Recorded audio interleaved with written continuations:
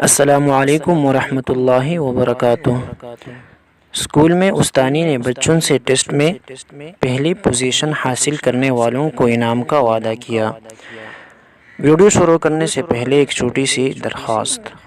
دوستو، اگر ابھی تک آپ نے ہمارے چینل کو سبسکرائب نہیں کیا تو کائنڈلی ہمارے چینل کو ضرور سبسکرائب کریں۔ اسکول میں استانی نے بچوں سے ٹیسٹ میں پہلی پوزیشن حاصل کرنے والوں کو انعام کا وعدہ کیا کہ جو بھی فرسٹ آیا اس کو نئے جوتے ملیں گے۔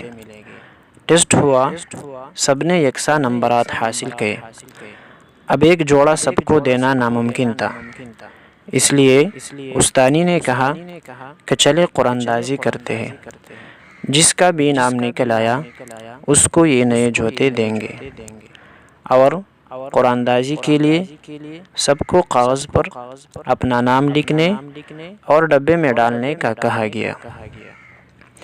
استانی نے ڈبے میں موجود کاغذ کے ٹکڑوں کو مکس کیا تاکہ کسی کی حق تلفی نہ ہو جائے، اور پھر سب کے سامنے ایک اٹھایا، جو ہی کھلا تو اس پر لکھا تھا وفا عبدالکریم۔ سب نے تالیاں بجائی، وہ اشکبار آنکھوں سے اٹھی اور اپنا انعام وصول کیا، کیونکہ وہ پٹے پرانے کپڑوں اور جوتوں سے تنگ آ گئی تھی۔ والد کا سایہ سر سے اٹھ گیا تھا اور ماں لاچار تھی، اس لیے جوتوں کا یہ انعام اس کے لیے بہت معنی رکھتا تھا۔ جب استانی گھر گئی تو روتی ہوئی یہ کہانی اپنے شوہر کو سنائی، جس پر اس نے خوشی کا اظہار کیا اور ساتھ رونے کی وجہ دریافت کی۔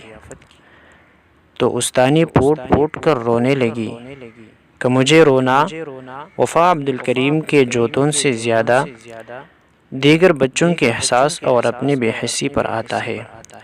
جب میں نے ڈبے میں موجودہ دیگر کاغذ کے ٹکڑوں کو چیک کیا تو سب نے ایک ہی نام لکھ دیا تھا، وفا عبدالکریم۔ ان معصوم بچوں کو وفا عبدالکریم کے چہرے پر موجود لاچاری کے درد اور کرب محسوس ہوتا تھا، لیکن ہمیں نہیں، جس کا مجھے افسوس ہے۔